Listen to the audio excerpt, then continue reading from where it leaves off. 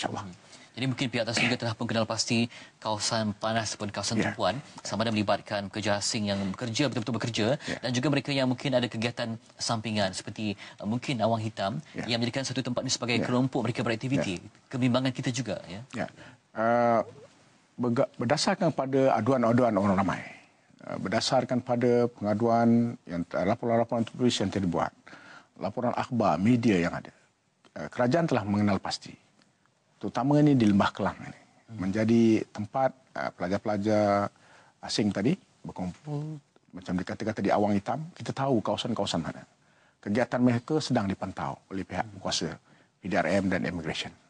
Mereka akan dilihat kedudukan mereka, dan di samping itu selain daripada Lembah Kelang, di Bandar Bazar Besar nampak kegiatan ini pun dah merebak di Sabah dan Sarawak, dan di bandar-bandar besar di Malaysia ini juga dipantau. Jadi kegiatan mereka tetap dipantau oleh pihak berkuasa. Dan saya rasa penubuhan lebih banyak depo tahanan ini penting untuk keselamatan negara.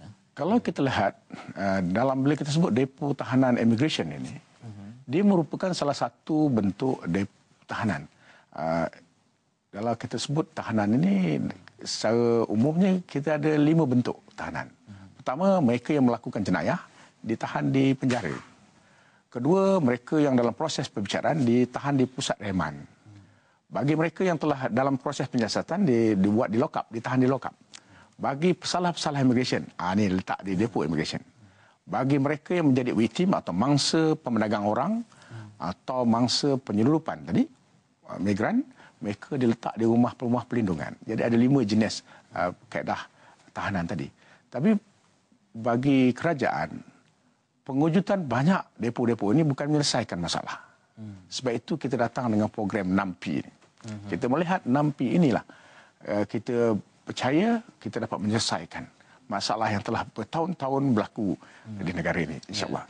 Dan nampaknya depo tahanan ini tidak menjadi seperti institusi koreksional yang berkesan sebabkan mungkin jumlahnya yang terlalu banyak.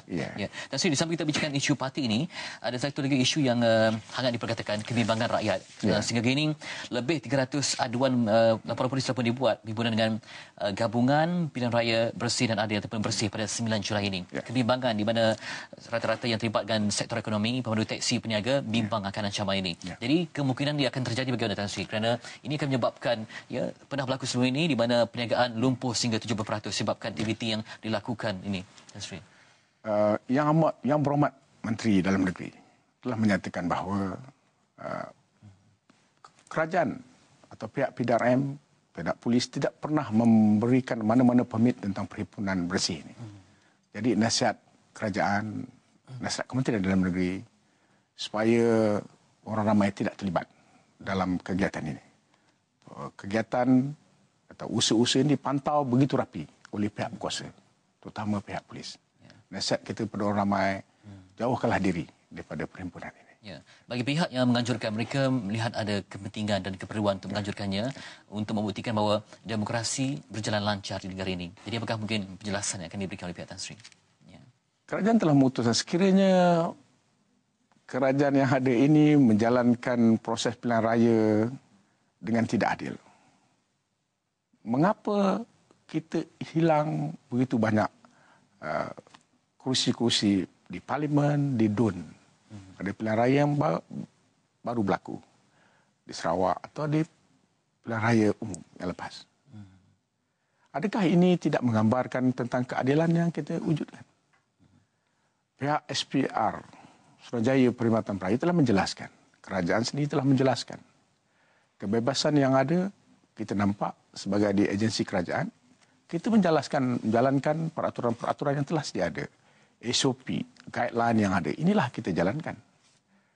Kita ada parlimen tempat menyuarakan pandangan. Kalau mereka tidak puas hati dengan perjalanan pilihan raya ini, mereka boleh bawa kepada saluran-saluran tertentu. Contoh di parlimen boleh disuarakan pandangan ini. Sekiranya mereka ada bukti, dia boleh bawa ke mahkamah. Mahkamah Pilihan Raya telah disediakan forum-forum tertentu. Dalam hal ini, mengapalah rakyat nak dilibatkan? Dalam suasana begini, sedangkan kehidupan rakyat terganggu, mata pencarian pihak-pihak tertentu akan terganggu. apa yang ada keuntungan dari segi sini? Menyusahkan rakyat misalnya dalam hal ini. Apakah tidak berjalan begitu terus pilihan raya yang ada sekarang? Bagi kami yang duduk dalam agensi kerajaan, berpuluh tahun kita telah berkhidmat.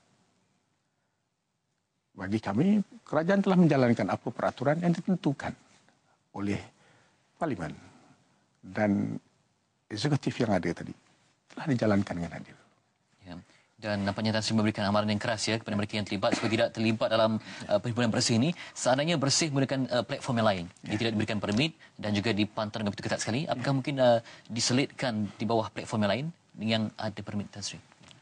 Sekiranya kerajaan juga telah menimbangkan, misalnya kita mencari yang berhormat Menteri Dalam Negeri, Kementerian Dalam Negeri sedang mengkaji apakah kaedah-kaedah perhimpunan misalnya. Mereka boleh berhimpun di stadium, di dewan-dewan tertentu. Kaedah-kaedah ini sedang dicari untuk membolehkan perhimpunan begini rupa dibuat.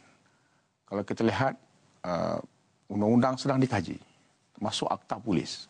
Bagaimana nak dia? Tetapi peraturan-peraturan sebenarnya rupa hendaklah ditinjau, dikaji. Jangan sampai kita terlepas pada satu peringkat nanti kawalan yang penting di Kementerian Dalam Negeri memastikan keselamatan dan ketenteraman awam. Sekiranya ketenteraman awam dan keselamatan awam tidak terkawal, ini peranan Kementerian Dalam Negeri. Dan ini peranan kerajaan memastikan tidak terganggunya ketenteraman awam di Malaysia ini. Maksudnya yakin perhimpunan bersih ini tidak akan mendapat sambutan? Ya, kita memohon, kita meramalkan tidak. Pasal apa? Masalah yang ada sekarang, rakyat didahulukan, pencapaian diutamakan. Kita percaya orang ramai faham apakah gagasan yang telah dinyatakan oleh Yang Amat Berhormat Perdana Menteri. Inilah niat kita. Dan kami di sektor awam ini telah mendukung dan memikul tugas ini. Dengan begitu ikhlas dan penuh tanggungjawab, inilah yang kita lakukan. Apa saja yang kerajaan buat pada masa sekarang, kita perhatikan rakyat didahulukan. Dan pencapaian diutama. Kita kena deliver apa yang kita janji. Kita pantau, kita lihat balik semula. Apakah janji-janji kerajaan di pilihan raya yang lalu? Sama ada pilihan raya kecil atau pilihan raya umum dulu. Dan kita sebagai agensi kerajaan, penjawat awam, memastikan bahawa apa yang kita janji, mesti kita laksanakan.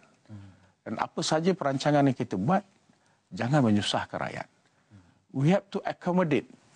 Kita kena and then facilitate. Kita kena membantu orang ramai dan memudahkan orang ramai. Apa kehendak dia? Contohnya kita lihat, sukar sangat berurusan dengan pejabat imigresen dan pendaftaran. Pasport boleh dimohon secara online sekarang. Dan MyKad juga boleh dimohon secara online. Masa yang lebih singkat ya? Masa lebih singkat. Dengan sendiri pejabat itu, dua pejabat ini telah dibuka perkhidmatannya 24 jam.